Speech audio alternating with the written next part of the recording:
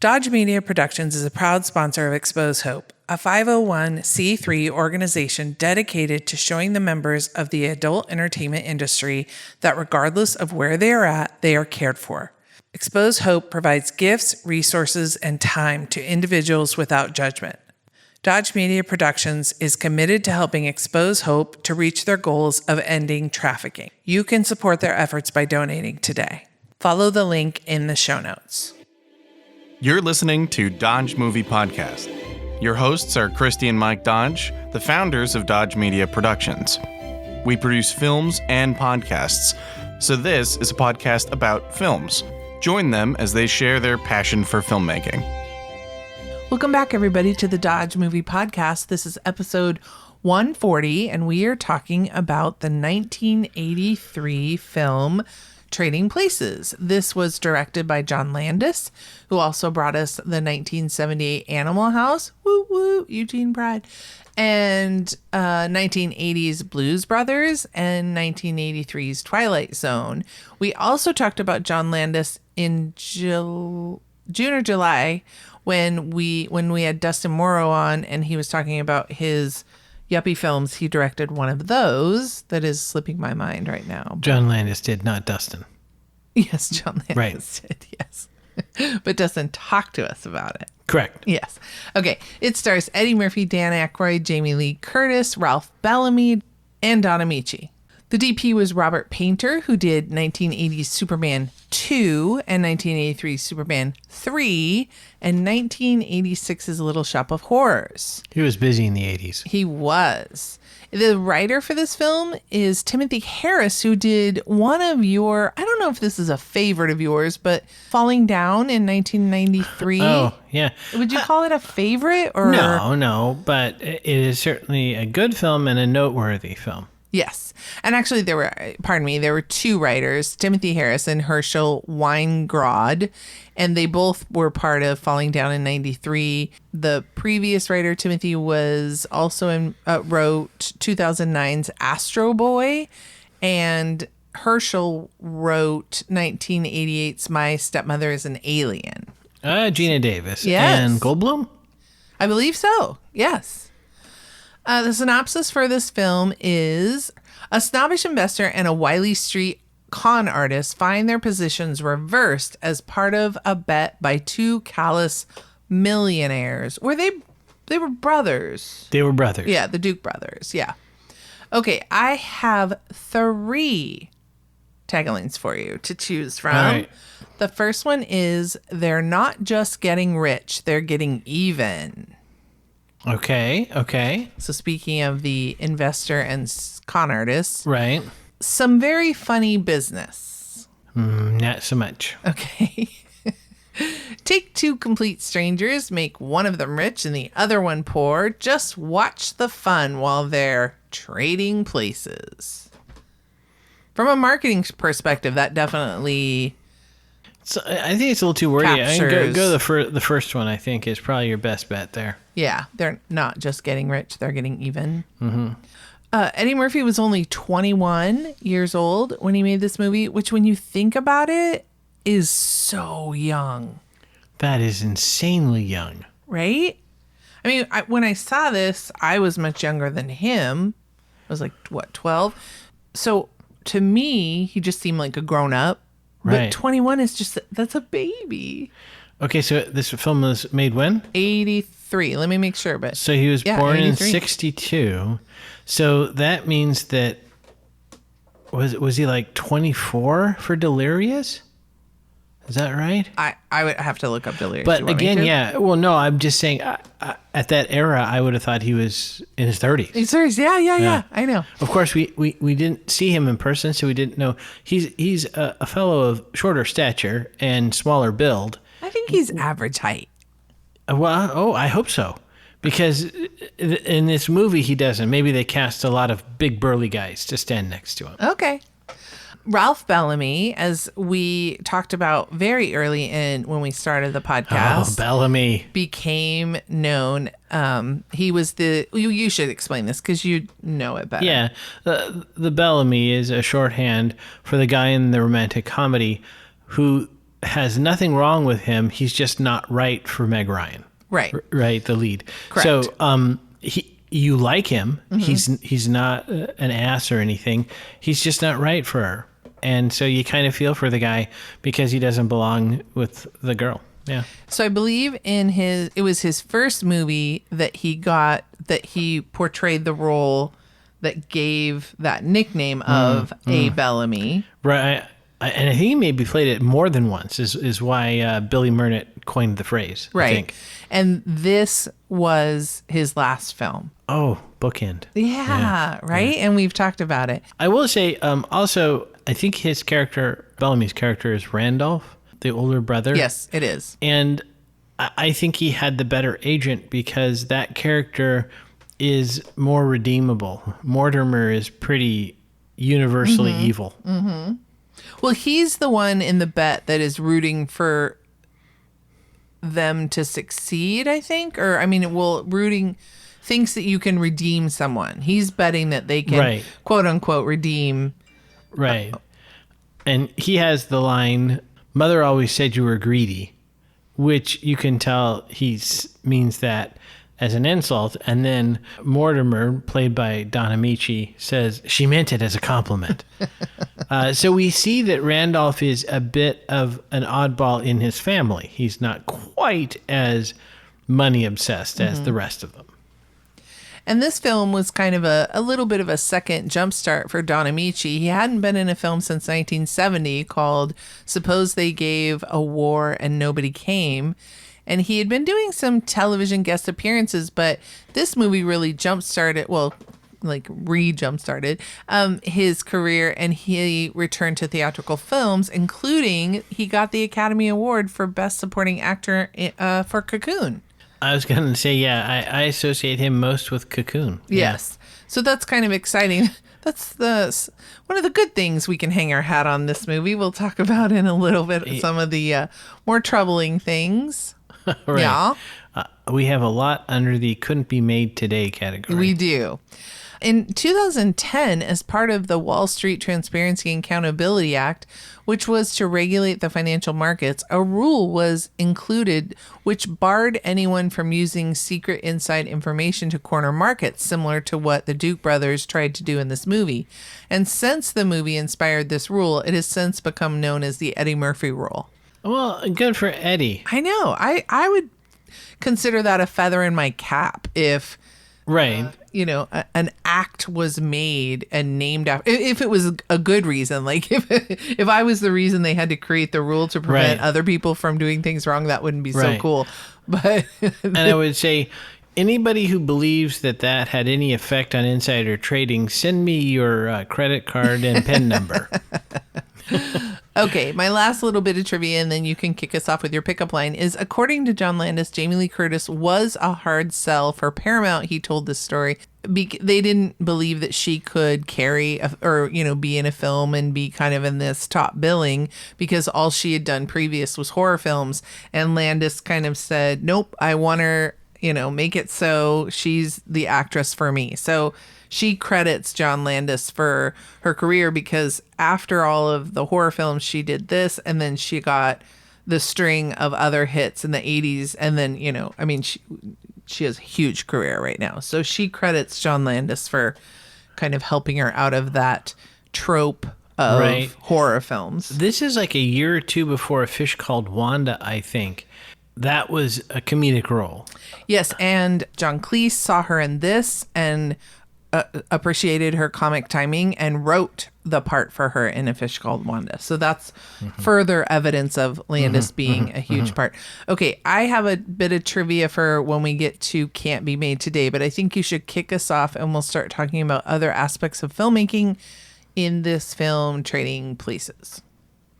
Your breakfast, sir, which is Coleman, Winthorpe's butler, doesn't really... It doesn't really explain. I mean, it's definitely a show of... I guess you could say Your Breakfast, Sir says that it's a domestic servant giving you stuff, so maybe... But I'd say this doesn't support my theory as well. Yes. And kind of as a show that butler or house staff The Dukes employed, it appeared, mostly African Americans as their house staff. Yeah, I think Coleman is the only non-black house staff we see in this film. Yeah. So the Dukes definitely have an opinion, and that is that they make that known of how they feel. Right. Without jumping too far ahead, my question is, when I watched it this time, how realistic that was for the mid-'80s. Right, in New York City. Yeah, I don't know, is my question. Now, my guess is if there are still people who have domestic help in the United States, whether it be Manhattan or Philly or what have you, my guess is they would be immigrants from other countries, perhaps from Africa, but I would think, Philippines and other places in Asia, perhaps. So when I first saw the film, it didn't strike me. Right. So maybe that was, still realistic at the time. Yeah, it's hard to say since neither one of us grew up in New York, and I didn't grow up with domestic help. I was and I personally grew up in a state where we just didn't have a lot of diversity. So I think it's difficult for us to kind of say if that was, but it feels accurate. New York is a very diverse culture. You probably definitely had the lower class, this has been history, right? The lower classes are the servers and house staff for the upper class. And yeah. Like I said, I grew up in an area with more of a melting pot. And you or nobody you knew had domestic help. So how would you know? Yeah. So I had no. All right, let's move on since we don't know what we're talking about that. Well, if we stop talking when we don't know what we're talking about, the podcast is going to be really short. All right. So the only thing I have for cinematography is when they're explaining to Billy Ray about the commodities and how they work, and they've dumbed it. To me, they were trying to dumb it down, and probably maybe for the audience also, because this is before The Big Short, before maybe too many people knew how Wall Street worked. But they have basically breakfast in front of him, and they have bacon, and they have eggs, and they have toast, which represents wheat, and then they have orange juice, which represents the orange prices and everything. And they're breaking him down and explaining him, and they kind of come to a point where they're like, see, so do you understand? And Eddie breaks the fourth wall and looks straight into the camera. And I wrote in my notes, not sure why. What was that moment? And what do you think why did he break the fourth wall there? I think it was supposed to be a nod to the audience, can you believe these guys are asking that? But I don't know. It is kind of odd. Maybe just because the whole concept back then, I just don't feel, once again, I was a kid, so I didn't know how the stock market worked. But I feel like if I ask grownups around me, I don't know if they could have really fully explained, especially this whole idea of the speculation. Because that's kind of what they were doing, although they were cheating and getting inside information. Right. I think the one sentence summary of how the stock market works is rich people get richer. And they were giving the next, in your pyramid style of journalism, the next level down of detail, but it was still very hand-wavy. But this is a comedy, right? So let's not get lost in the weeds. That's about as much time as they could spend in the film trying to establish what was going on. Now, I did make a note while watching it to look up, and I didn't, sorry listeners, whether or not frozen orange juice concentrate is actually something that they speculate on. But I did notice that when they were doing that explanation, they shot both Randolph and Mortimer from below, giving them a very authoritative look. And there's a painting of one of the founding fathers, Washington or Jefferson or somebody. It'd be better if it was Hamilton. I think it was. In the background. I think it was. Yeah. I feel like I remember that. I agree. I think the camera angle, that's good that you noted that, because I think that definitely speaks to, I think from them from above, not only we're supposed to think of them as authorities, but also we feel diminutive to them, like Billy Ray, because I believe he was sitting in that scene. Yeah, they had him sitting down in front of the breakfast items. Yeah. I think under writing, I have at one of the first scenes, we meet Dan Ackroyd's character, and he's brought breakfast in bed. He has a barber chair in his apartment, and his butler, I assume, or his, what do they call it, a manservant or whatever, anyway, is giving him a custom shave in that chair. His clothes are picked out for him. We're very much learning about his character, and that he pretty much doesn't have to do any household tasks. He just wakes up and kind of is handled. Right. And I am curious to what degree that is realistic, right? I would hate that. All that. Like, get out of my way. Just let me get ready. Yeah. Well, yeah, I can't even imagine someone putting my socks on for me. I mean, that'd be ridiculous. But I just wonder how much time that person would actually have to devote to keeping that amount of money, right? Because as we've talked about before, when you have that level of wealth, you attract people who would like to separate you from that wealth. Mm-hmm. So I'm very curious. We see it as a life of luxury, but there could be social obligations and other things. It might be a very busy life, not actually waking up whenever you want and getting a custom shave. I don't know. Yeah, absolutely. The first interaction between Lewis and Billy Ray, he runs into Duke and Duke. The two run from the police. It's kind of a very silly chase because they're kind of running around, I believe, the Duke brothers, or there's kind of a little bit of almost a Benny Hill style to that. Yes. And I just thought that interaction was very, like, Billy Ray is wrongly accused for a whole list of crimes that almost just seem completely trumped up, which I'm sure, we've heard about nefarious police departments kind of. It just seemed like he was panhandling, and I believe he accidentally ran his little cart into one of their legs, but it was like, larceny and what's it called when you hit somebody? Assault and battery? Yeah, like it was assault charges and all this laundry list. And I was just like, oh my gosh, he just kind of had an unfortunate run-in. Just let the guy go on. But, and that's where the idea of the bet ensuing. I felt very bad for Coleman, who makes tableside crepe Suzette. And it's quite an involved process. It's a decent sized scene. And I'm just the whole time watching him make these crepes, and then Lewis just goes, oh no, we're not interested. And it shows him throwing them in the trash, and that hurt my heart. Yeah. First of all, I wondered why he wouldn't eat them himself. Now, right. I have known several people who worked in the food service industry, and they assure me that wait staff does eat the food that is not consumed. Well, I've even heard stories from wait staff who, like, a good portion of a steak is still on the plate. Yeah. And you cut off the slobbery part and you have yourself a steak. Enjoy the rest of the steak. Yeah, so. But I also think of the actor, because you could tell he actually had cooked that crepe Suzette. He had to learn that skill and perform it, and then dump his handiwork in the trash can. Yes, exactly. So the Duke brothers offer Billy Ray a program because they have the bet, and then a program for culturally disadvantaged people.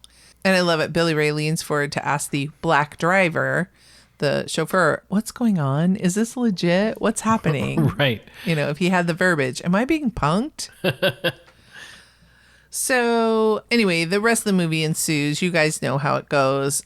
How about this? Do you have any other things under the cinematography or writing category that I didn't hit on?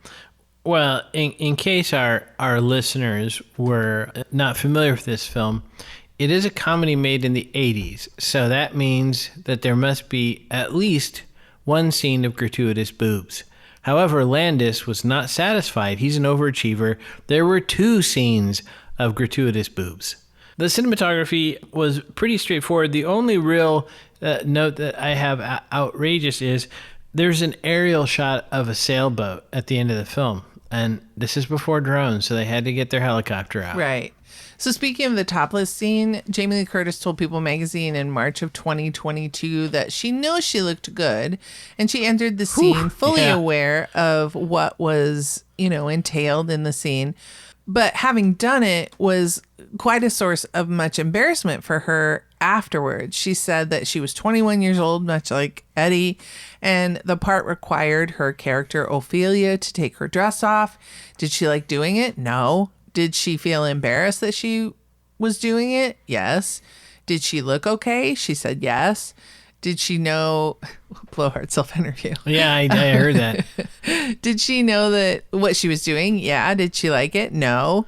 And was she doing it so that she could have a job? And she said yes. And she added later that she did perform nude in a couple of other films. And when asked if she would do it again, she said it's the last thing in the world she would do now. So I think, unfortunately, like a lot of actors, you do feel early in your career like that is something that is expected, or that you don't have the quote unquote right to say, no, I'm not going to do that. Well, also, it's a way to compete for a role, to be quite honest. When you don't have as big a body of work, you're trying to find anything that will stand you apart from the crowd, perhaps. I'm not sure that nudity was required for the story. Yeah, she did look fantastic. So from that perspective of the business of show, maybe putting butts in seats, that was good for some word of mouth, no pun intended. But yeah, it just like I said, it's an 80s film. It's gratuitous boobs. I don't mind seeing her naked, but I don't know if we needed to, right? Yeah. I think as far as sets go, I thought it was a good touch that here we are in 83, like we keep mentioning, and the photo of Ronald Reagan on the Duke's desk in their office was right. I think they would have been a big fan of yeah. that precedent. So there's at one point Beeks, played by the actor who was the vice principal in Breakfast Club, for those following along. Right. He's reading a G. Gordon Liddy book. There's also a bunch of what I called like disapproving founding fathers in the Heritage Club. And I don't think it's exactly the same, but Winthorpe's desk reminded me of the famous desk in the White House that JFK Jr. was playing under. Yeah. So I'm sure it was intended, at least, if not a copy, to evoke that sense of old money. Yeah, I think you're totally right. In the opening titles, it's a very famous, or I should say a recognizable tune. We both were like, I know I've heard this song before. Oh, yeah. and as we were talking when the movie was opening, I remember, just feeling like, I feel like this tune evokes that air of the upper crust, of the, 1%, and along with images of the city. And it would bounce between images of poverty and wealth. So it would show like, the Plaza Hotel, and then you would see, like Queens or something, and it would bounce back and forth. And we tried to use a famous song listing app that failed us. And so luckily in the trivia, it is The Marriage of Figaro by Wolfgang Amadeus Mozart. As Louis is leaving the building, he is whistling it. He's whistling the beginning of the aria from the opera. And in that aria, Figaro declares that he plans to turn the tables on his master, just as Louis and Billy Ray eventually did to outwit the Duke brothers. So, I mean, I love the layers of filmmaking when just kind of, in a way you could just say, oh, just put in some classical music there. Yeah. But they're so intentional on, no, let me find the one that mimics the storyline of this film. That's actually a really good note. I didn't know about The Marriage of Figaro. I will say, without mentioning the name of this app, that it is shameful that they couldn't recognize this song, because it's one of easily the top 10 classical music pieces, recognizable by the layperson. Absolutely. Like, there's no reason they shouldn't have been able to recognize it. Yeah, when you mentioned that as well, obviously they choose those classical music songs because they're outside copyright. They're easier to license, right? But it also, it has the same era of wealth, right? And that's a good question I have. Why do we, who are not super wealthy, associate classical music with super wealthy people, right? Perhaps they like to listen to Eminem. We don't know. I don't know why that is. Is it like a sense of the classics?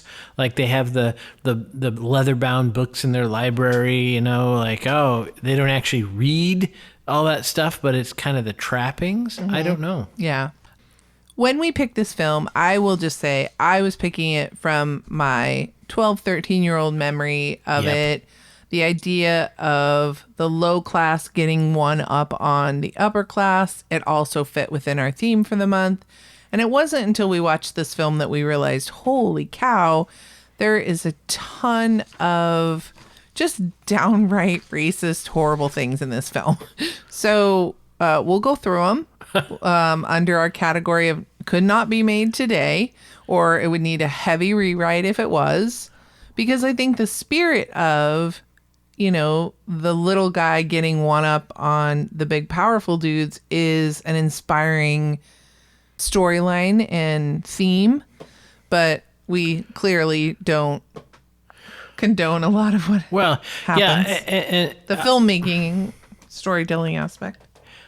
This is a really, I think, interesting question because, as we talked about, not just people of color, but also our gays also don't do so well in the slur department. Right. But is that realistic for 1984 in the United States and 1984 in wealthy people in the United States? I think definitely for wealthy people. So they use a couple of words that you probably shouldn't use, and they use the one word you definitely should never use in your movie.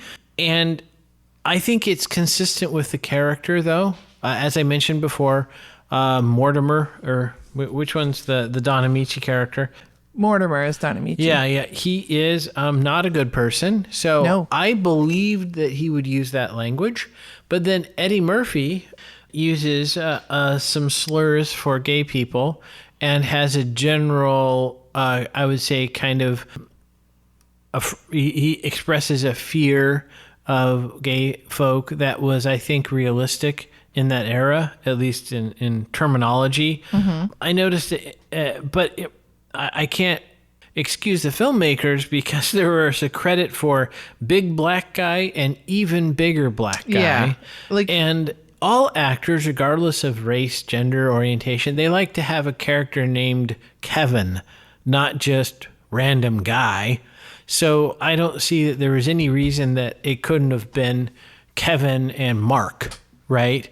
Absolutely. Or even prisoners, right? Prisoner number 1, prisoner number 2. Yep. So I do feel like Landis perhaps had some, he was comfortable with describing people based on race and stuff. And again, at that era, maybe people didn't think it was quite as wrong, but I was surprised. I didn't remember this film being racist. No. And so, again, is that because I was a young person and I was just generally kind of clueless about things, a different era? I don't know, but I was stunned when we saw some of this stuff. Yeah. Yeah. Oh my gosh. I'm still in shock. Not only the language, but then when we saw Dan Ackroyd's character Lewis come in on the train, and he's obviously he's in blackface. And it was like we both kind of, I think, had a physical right. reaction. Like we recoiled, like, oh my God, I can't believe this. Like I totally forgot this part. And then we realized that in the storyline, it's not even necessary.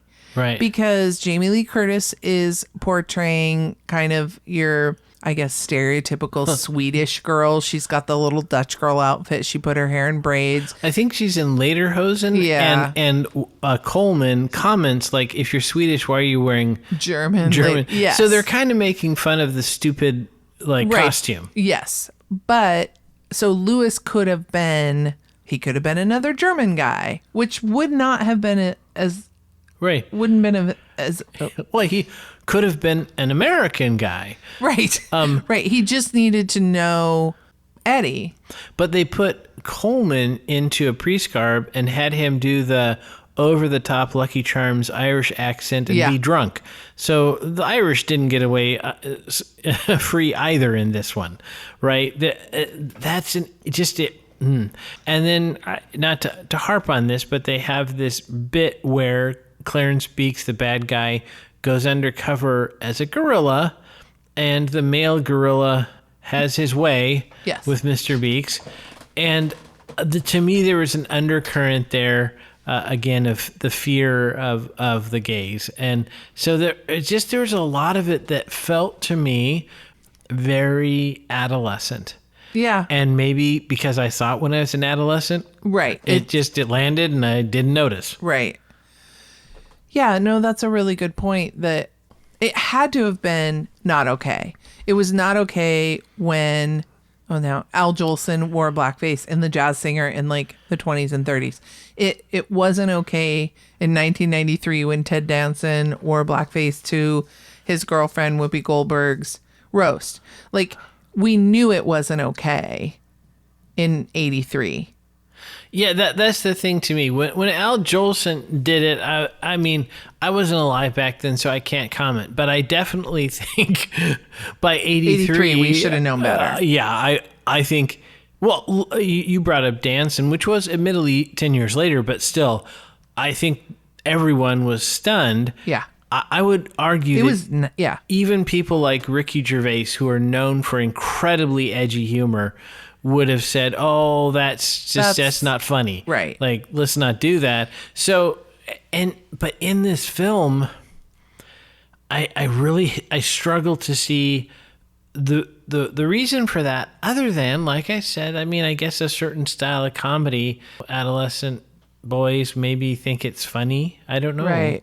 But it's just sad that there weren't enough people in the powerful positions saying, hey, that goes too far. This isn't okay. We need to reshoot that scene and make him from Italy, or, or anywhere. Or like you said, Dan Aykroyd's character could be an American. You make him older, him, there's a ton of things they could have done.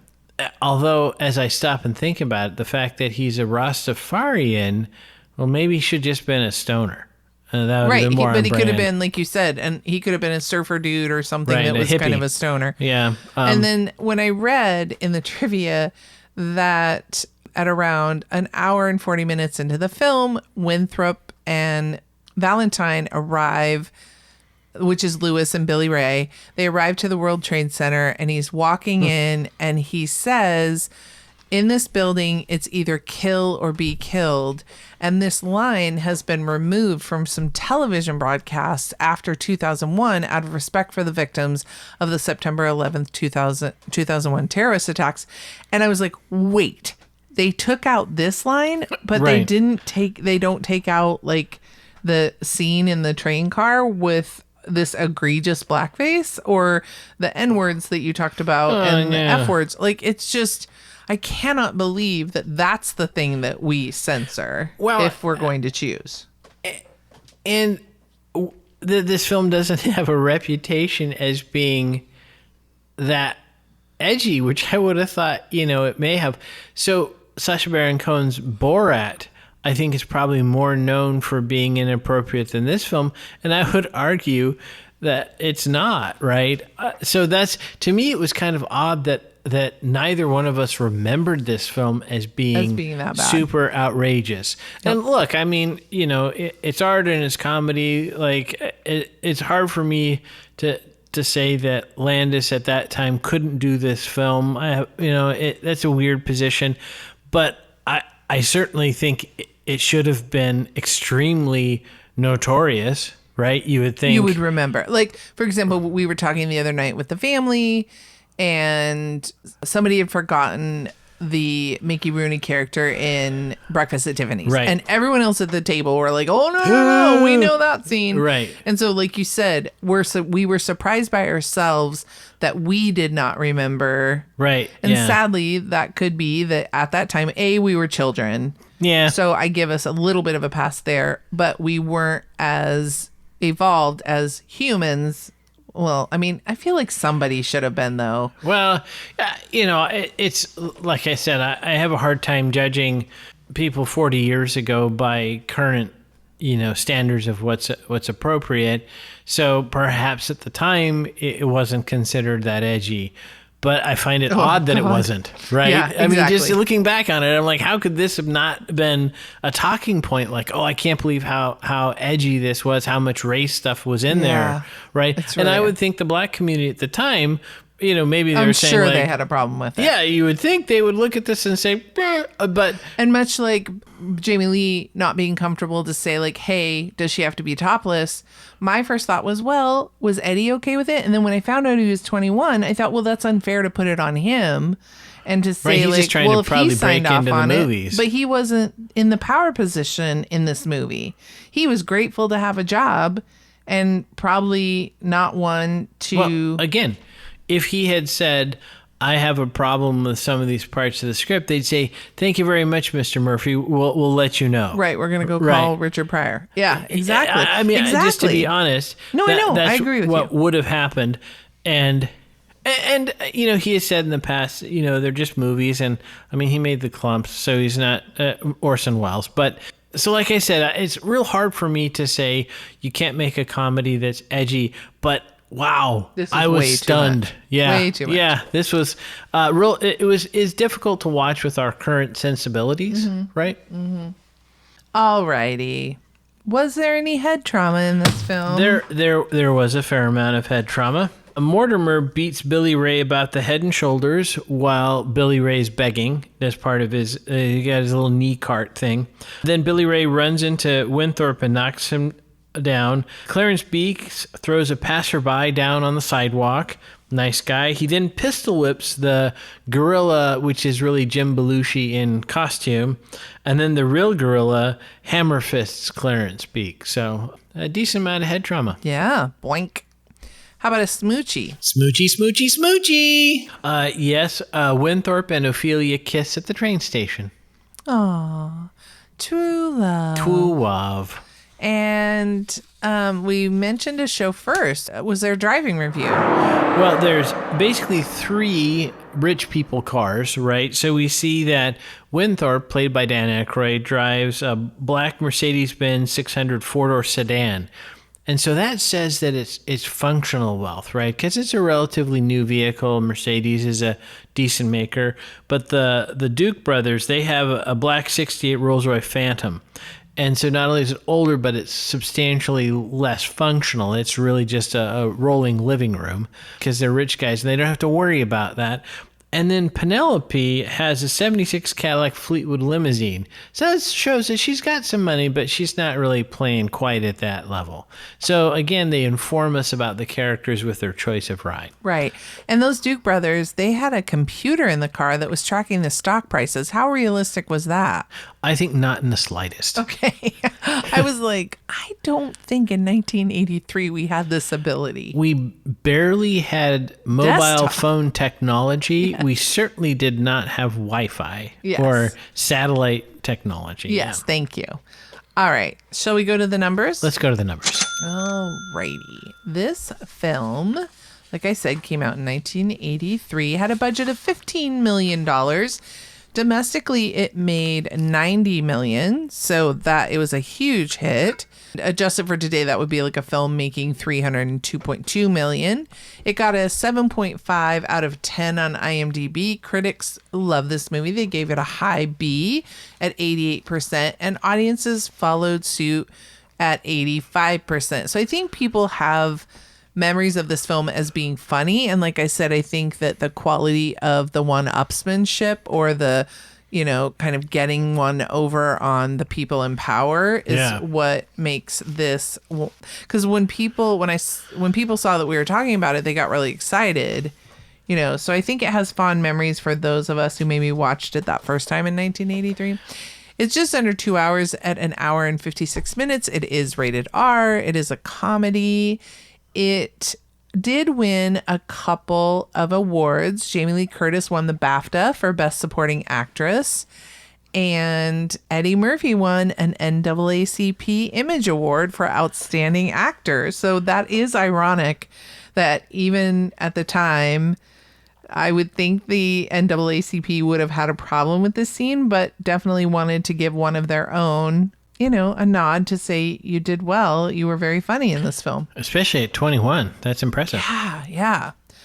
let's see, Denholm Elliott won the BAFTA. I can't remember who that was. He's Coleman, the butler. I liked his work. And Giancarlo Esposito is in this. Yes. Yes, we noticed. The filming locations for this movie were Philadelphia, Pennsylvania, New York City, and then at the very end, we get a shot from St. Croix in the Virgin Islands. You still have time to put in a guess for what you think the theme of this month is. You will find the email in the show notes. It's Christy@DodgeMediaProductions with an S.com. And never forget, Dodges never stop, and neither do the movies. Thanks for listening to Dodge Movie Podcast with Christy and Mike Dodge of Dodge Media Productions. To find out more about this podcast and what we do, go to DodgeMediaProductions.com. Subscribe, share, leave a comment, and tell us what we should watch next. Dodges never stop, and neither do the movies.